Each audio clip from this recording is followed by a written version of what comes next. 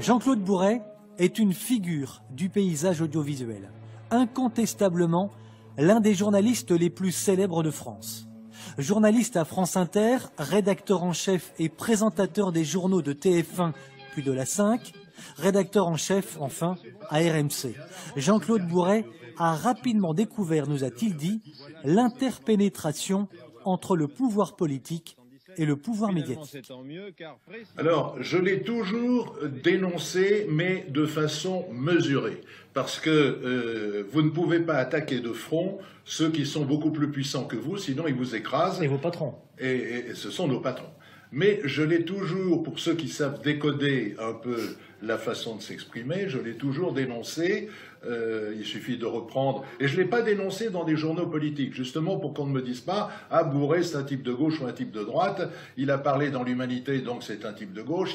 Il a parlé dans le Figaro, donc c'est un type de droite. » Je l'ai dénoncé dans des journaux comme Téléstar, Télé 7 jours. Ça m'a valu d'ailleurs de perdre le journal de 20h sur TF1 au moment où il y a eu la grande manifestation en faveur de l'école libre, parce que j'avais fait mon métier de journaliste. Et malgré tout le système qui avait été mis en place par la gauche à l'époque, c'est-à-dire qui tenait l'agence France-Presse, ils avaient nommé les directeurs de l'information de toutes les grandes chaînes de télévision, mais moi, je suis passé par-dessus eux. J'ai demandé directement au ministère de l'Intérieur et au service de presse combien il y avait de manifestants.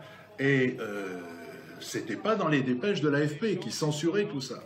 Et donc, quand l'attaché de presse de M. Defer, qui était ministre de l'Intérieur, socialiste, m'a dit il y a au moins 800 000 manifestants, et que je lui ai demandé mais depuis combien de temps il n'y a pas eu 800 000 manifestants à Paris, selon la préfecture de police, puisque c'était un nombre officiel, elle m'a dit un quart d'heure après, depuis la Libération. Et j'ai commencé le journal de 20h un dimanche soir en disant Paris a vécu aujourd'hui sa plus grande manifestation depuis la Libération. Il y avait comme directeur de l'information le fils d'un député socialiste qui était passé du grade de petit reporter au grade de directeur de l'information parce que c'était la gauche qui revenait au pouvoir, qu'elle avait une revanche à prendre et qu'il fallait mettre des gens à nous, comme disaient les socialistes, pour tenir l'information. Il a failli avaler sa cravate. L'Élysée, on me l'a raconté après, l'Élysée lui a téléphoné fou de rage, mais qu'est-ce qu'il raconte Bourret? Et on m'a viré du journal de 20h. Et on m'a mis à la création de la télévision du matin sur TF1. Bonjour la France, bonjour l'Europe. Voilà comment se fait la démocratie et l'objectivité de la télévision en France.